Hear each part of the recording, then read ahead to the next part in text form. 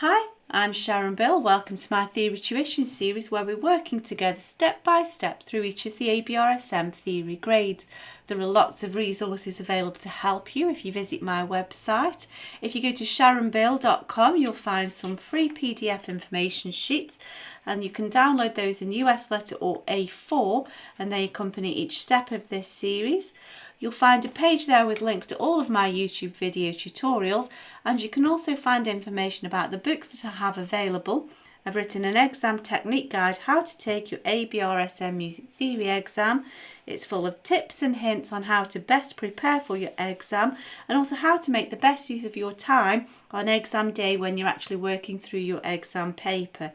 So if you visit sharonbill.com, you'll find it's all there. If you can give me a like, that would be really super, and please do subscribe to my channel to keep updated. There's lots more in store. And now we're going to continue with the 2014 Grade 3 Past Paper B. So if you turn with me to page 8, and we'll have a look at question 6 to begin with. I always recommend that you have a go of this on your own. First of all, it doesn't matter if you go wrong. You can always just rub it out and have another go. It's always better to learn through those mistakes. And now we'll work through these together. Now, question 6 and then also question 7 afterwards are both relating to key signatures and scales. And I always recommend that you just quickly sketch out your list of major and minor related keys. Sketch out your list for the circle of fifths, and then you've done all of the thinking that you need to for these questions in one go rather than having to keep on scratching your head and thinking about it.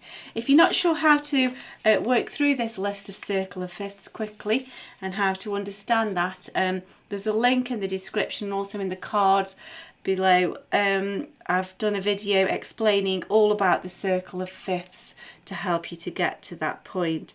And so now we'll have a look at the key for each of these scales, and then if it's a minor key we also need to be specific which form of minor scale it is. Now the first part is super easy because whatever key we're in we have to begin and end on the key note, and so we're in bass clef and we're beginning and we're ending on C, all cows, and there's middle C. And so we know that we're in C something, so it's either C major or C minor. Now C major has no sharps or flats, so it can't be C major, therefore it must be C minor. Now C minor has a key signature of B flats, E flats and A flats.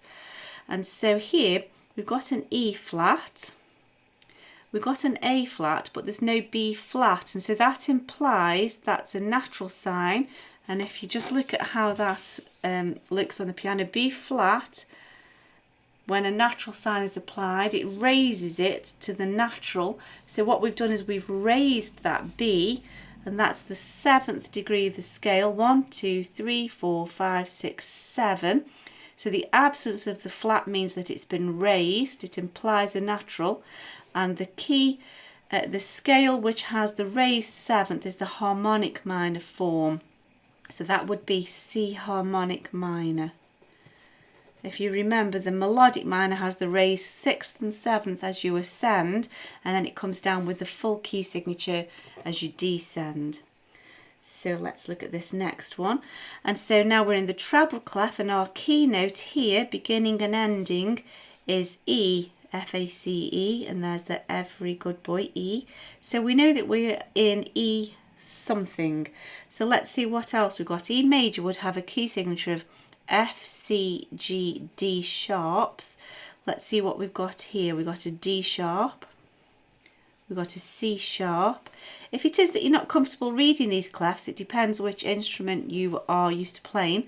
You could always write the letters underneath. E, F, G, A, B, C, D, E. Anything to just relieve the burden of thinking too much. You can always rub it out afterwards if you want to. So we've got D sharp, C sharp, G sharp and F sharp, and you can see we've got 4 sharps, we've got the full key signature is present, and that's the major scale then, E major.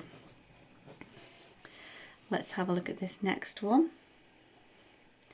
So we're beginning and ending in the bass clef on note A. Good boys deserve football always, and all cows eat grass, A. So we're in A something. Now A major would have a key signature or accidentals of 3 sharps.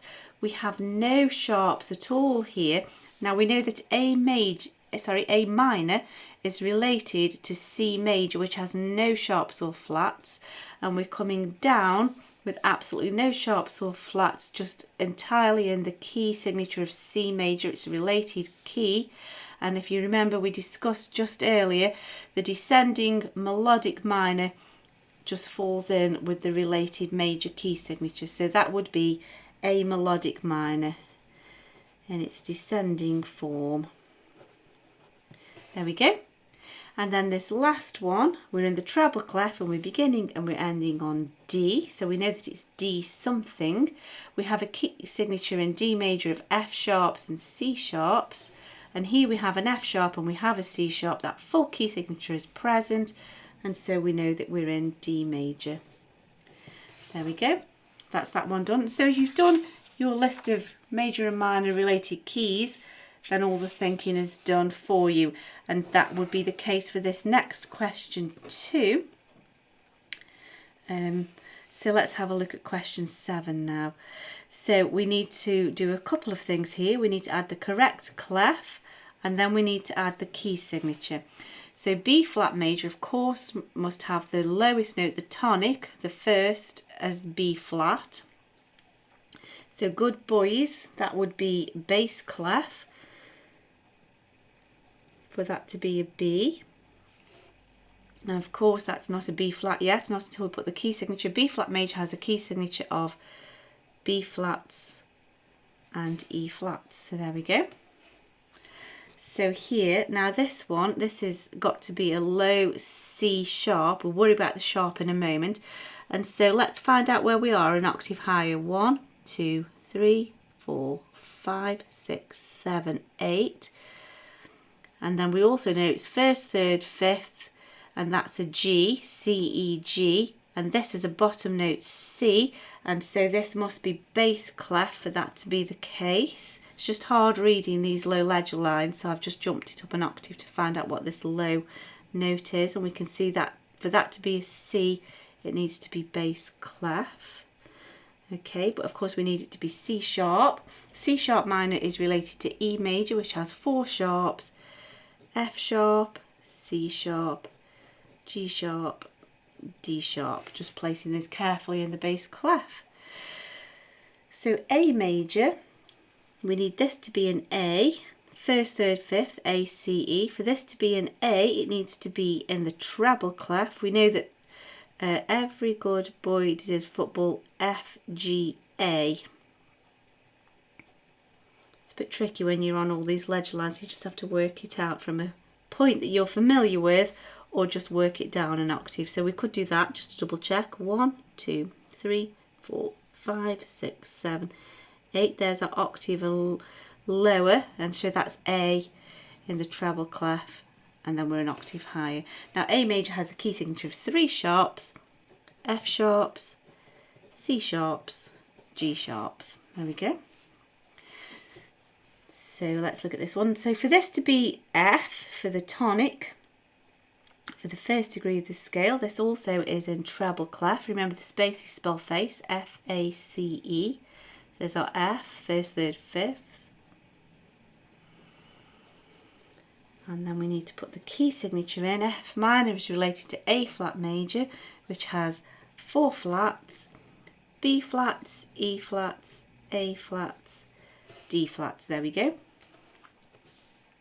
And then here, for this to be an E, F-A-C-E, in the treble clef, that needs to be in the treble clef.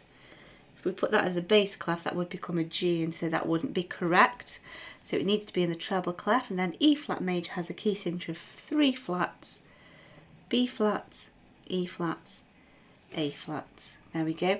And so you can see if you've written out your circle of fifths, all your thinking's done, and that becomes easy peasy. So maybe have a look at the video that I've done explaining the circle of fifths so you can get to grips with that. So that's the end of that question.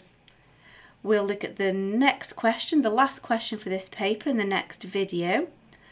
I do hope this is helpful to you. I hope that you're enjoying it. I certainly am. If you can give me a like, that would be really fab. And please do subscribe to my channel to keep updated. There's lots more to come.